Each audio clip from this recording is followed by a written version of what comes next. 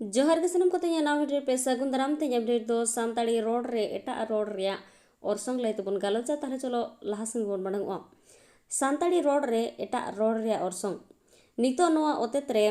2796 गान रोडोगो कान पारसी जीवित मेना उनको दो इरल गोटे रोड घारंज रे को हटिने कना मिद दो इंदो यूरोपियो आर बांग इंदो जर्मनिक बार दो सेमेटिक हेमेटिक पे दो फिनो उग्रियान पुन दो तुर्की मुगल मांचू मोड़े दो इंदो चाइनीज आर बांग चीनो तिब्बतान तुरुई दो द्राविड़ एयाय दो बांटू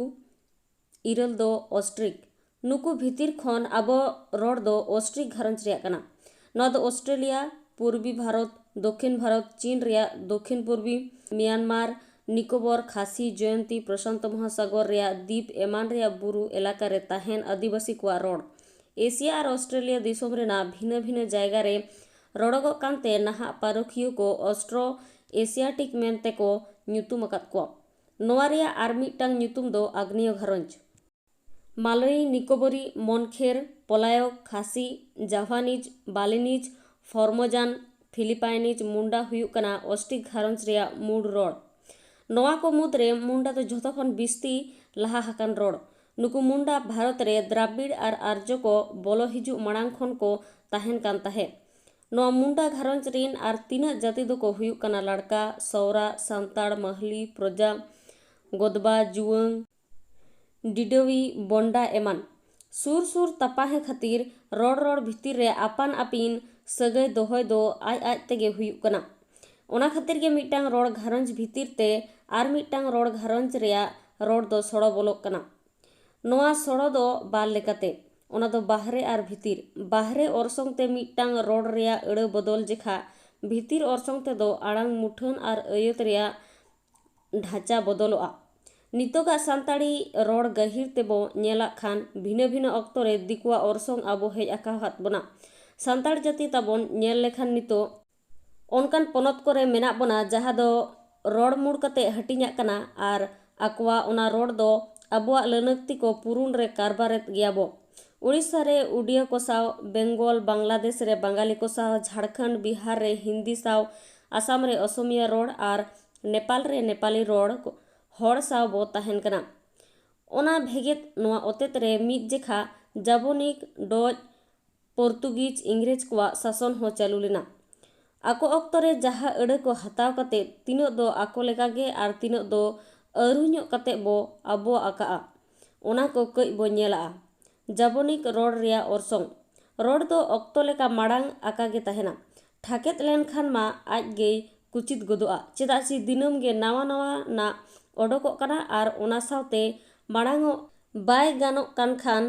तायम गद गया ओनका नोआ ओतेत रे पोर्तुगीज जाबोनिक अड़ को आबोआ आकना ओना दो आबोआ उतर आकाना आर ओना रेयांग आबोआ अड़ चेत कते ᱧᱟᱢ बाय अलगाहाम आकवा रोड आकवा कोर्ट कचहरी सेन लेना मोकद्दमा रेया राय हासा रेया खाजना पौती कोबला पाटा करे अड़ी दिन खन ओना दो मेना जाबोनिक मेन लेखान आरबी पारसी तुर्की एमान बुझोआ फिरोज शाह तुगलक दिल्ली दरबारे हामेट के खान तायम उड़ीसा रे दो 1390 रे बारबाटी दुर्ग दखल और बेंगल ते आफगान दाड़े सेड़ायन तायम उड़ीसा रे दो मुकुंद देव 1598 रे गोएन तायम खन मुसले कोदो को आतलेत आ सिन्योत रेयांग अडिगान जायगा नागपुर रिन मोरहटाक 1751 रे ओंडेनी सुल्तान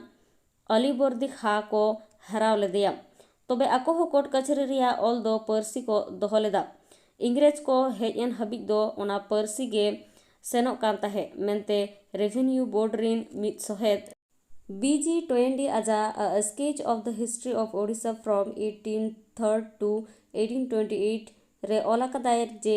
उड़ीसा रे कोर्ट कचहरी रे पार्सिक दो सरकारी कमी रे लगाव कान ताहे doctor BC Roy Orissa under the Marathas रेहो 1803 खन 1828 हाबी दो ब्रिटिश शासन जोहो आईन कानून को बांग्ला और फरासी ते अनुवाद लेना मेनते मेना कदा जावरी कड़े पुन सेते आबो रोडते हे अकना मिद दो शासन सेते दोसार दो व्यापार सेते तेसार दो धर्म सेते और मुचाद रे दो सावता सेते शासन सेते दिसोम आकवा गोबलते सेनेनते बिचार ओत बाड़गे अइदर और मनमिया सुख सुलुक आकवा तीरे तहेना ओनाते आकवा व्यवस्था सावगे ᱡᱟᱦᱟᱱᱟᱜ ᱞᱟᱹᱜᱤᱫ ᱥᱮᱱ ᱦᱩᱭᱩᱜᱼᱟ, ᱦᱮᱨᱟᱣ ᱟᱠᱟᱱ ᱦᱚᱲ ᱫᱚ ᱟᱡᱟᱜ ᱛᱮᱢ ᱥᱮᱱᱚᱜᱼᱟ, ᱟᱢᱟᱜ ᱛᱮ ᱥᱮᱱᱚᱜ ᱫᱚ ᱟᱡ ᱫᱚ ᱵᱟᱭ ᱦᱮᱡ ᱠᱚᱜᱼᱟ᱾ ᱟᱠᱚᱣᱟᱜ ᱡᱟᱦᱟᱸ ᱟᱹᱲᱟᱹ ᱠᱚ ᱟᱵᱚᱣᱟᱜ ᱠᱟᱱᱟ ᱚᱱᱟ ᱫᱚ ᱞᱟᱛᱟᱨ ᱨᱮ ᱮᱢᱮᱱᱟ᱾ ᱟᱨᱚᱵᱤᱠ ᱟᱹᱲᱟᱹ ᱳᱭᱮᱥ, ᱤkhᱛᱤᱭᱟᱨ, ᱟᱠᱵᱟᱨ, ᱟᱠᱟᱞ, আজান, মুসলে কোয়া অলা নিতুম বাখেড়, অতর, আদল, বদল, আদালত, আমানত, আরজি, অলবত, আসল, আমল, অফিম, अजब, आइन, আড্ডা, আমদানি, আসামি, ইজ্জত, এতালা, এলাকা, ঈদ, উমর, উকিল, কবলা, কসুর, কসুন, কায়দা, কিস্তি, কিসম, কয়েদি, কলজা, কবজা, কুসুর, খতম, খবর, খাতা, খারজ, খলাস, খলাসি, খাসি, খাতির, খানতলাস, खुशामत, गलती, गायब, गुलाम, जबत, जबर, जारिफ,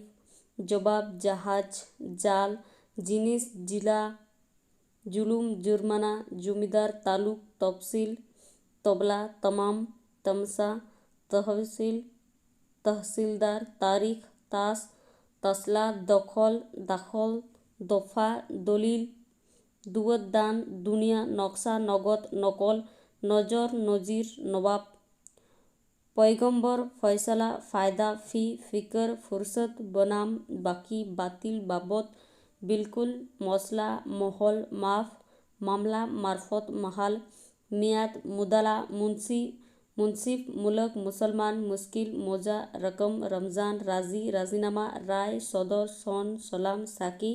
साकिन, सुल्तान, हक, हजम, हरकत, हल, एमान।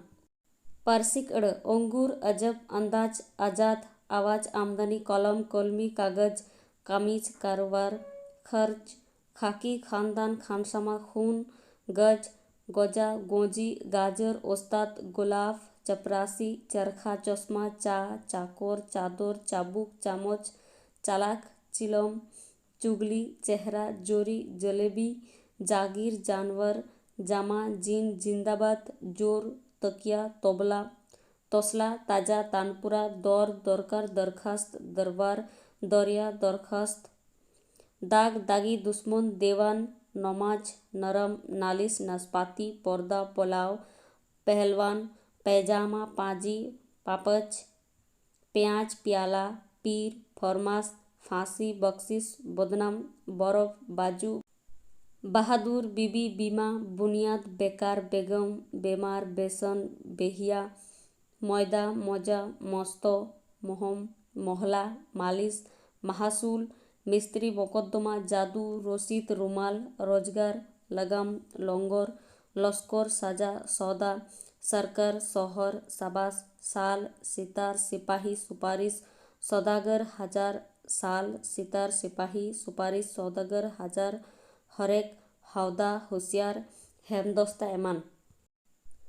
बानार आरबिक आर पारसिक अड़ रुमाल, आमदानी, कवाली, पैगम्बर, बादशाह, बदल, बेहिसाब, बेवकूफ, बेमान, दुकानदार, मालदार, एमान। तुर्की अड़ उर्दू, कुली, चाकू, तोप, बंदूक, बारूद, ताश, काबू, खा, तुड़ुक, दारोगा, ठाकुर, एमान। अडिगान जिनिस जहाँ आबोआ बाय तहे कना ओना दो नोआ कते हे एन खान आबोआ के आबो ओना दो बड़हेते चेदा ची जहाँ हे एना ओना मा आबो जहाँ सेट तेगे ᱧᱩᱛᱩᱢ ते हुई आबोना ओना तेगे आबोआ आकाना। वीडियो तो नोडे के मुचादेना वीडियो मुचादे बिन नेल लगित सानाम को गेसा से सरहाव नेक्स्ट टाइम हम वीडियो ते सेटरो तेहिन दो नोडे के मुचादे सानाम को सगुन जोहार।